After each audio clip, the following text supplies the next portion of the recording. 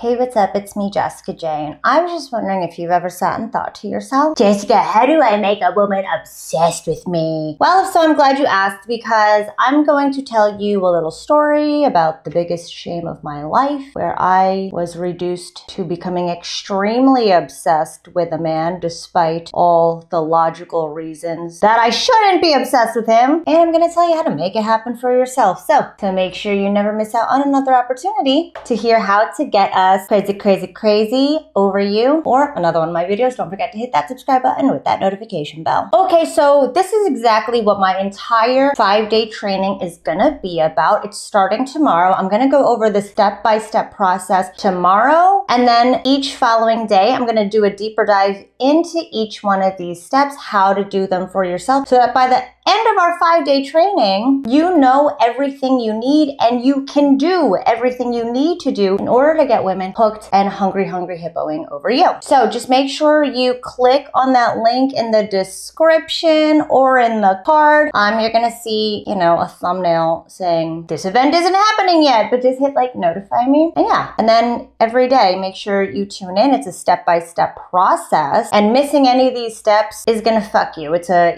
sequential process. You need to watch all of them in order to execute by the end of these 5 days together. But I will absolutely give you everything you need to know in order to get us absolutely obsessed with you by the end of our 5 days together. So again, click that link in the bottom, hit the notify me, and if you can't make it, the recordings will be up for like 2 weeks. Anyway, so all of you are probably aware or have heard that you need to get women feeling something for you. You need to get us emotional over you somehow, but it's like, how do you make that happen? Unless we get to know each other first. But how am I going to get to know her if she's not even letting me talk to her? Right, just like all these questions, again, that will be addressed tomorrow. But I'll tell you right now, it's not enough just to get us feeling good about you. You have to get her ruminating over you and thinking about you when you're not there. Because in doing so, you're making her brain believe that, oh, look, this man is on my mind when this man is not in front of me. This must mean that I want to see him because he's on my mind, he's on my brain, but he's not here, so I should probably see him. There's two phenomena happening here. One, cognitive dissonance. Cognitive dissonance says that if we automatically subconsciously do one thing, our brain eventually catches up to convince us that we actually wanted to do this one thing. It's how we can justify being complete shitheads when we did something without rhyme or reason. So it's like the Ferrari or the Lamborghini. Okay, I'm gonna go with the Ferrari. And then afterwards, in your head, to justify you choosing the Ferrari, you kind of bash the Lamborghini. So, cognitive dissonance. In getting us to think about you while you're not in front of us, our brains will justify that we must be thinking about you because we like you. Okay, that's one part of it. The second part is what you're doing when you're getting her to think about you when you're not in front of her is you're creating this open loop. Now, the brain really likes closed loops. Otherwise, it just repeats and repeats and repeats and repeats until we can close that loop. So they say if you ever get a song stuck in your head, and do you ever notice how it's songs where we don't know the rest of the words or the rest of the lyrics or how the song ends that we keep thinking about over and over again? They say the way to cure that is to listen to the song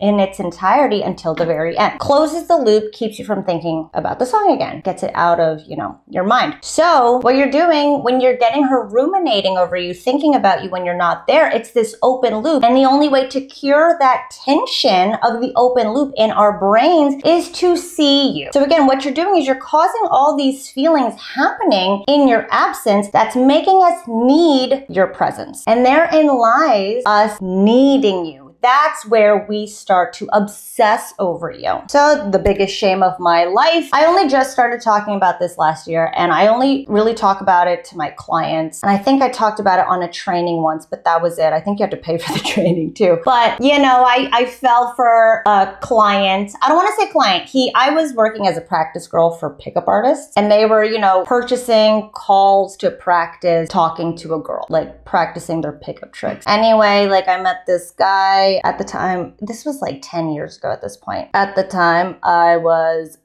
in a relationship with a super fine, awesome man. We had a great relationship. We had a great life, great place in the Hollywood Hills. And I sabotaged it all because of this guy who was doing these practice calls with me. And it wasn't his pickup tricks. He was doing exactly what I'm going to teach you guys to do tomorrow and for the remaining 5 days. We were just having genuine conversations. And that stuck with me. That fucking stuck with me. It was only when he would fuck up his pickup tricks and tactics and we got real with each other that I really started to think about him when we weren't together or when we weren't on these calls. And I ended up ruining my entire relationship, ruining my entire life to chase after this man who was 40, balding, unemployed, overweight, just, you know, I'm not gonna lie, I was very embarrassed. Because of my actions, I was so emotionally enthralled. I've never been so irrational in making a decision. And I've never chased after anybody like that before in my life, let alone somebody who was just by all societal means,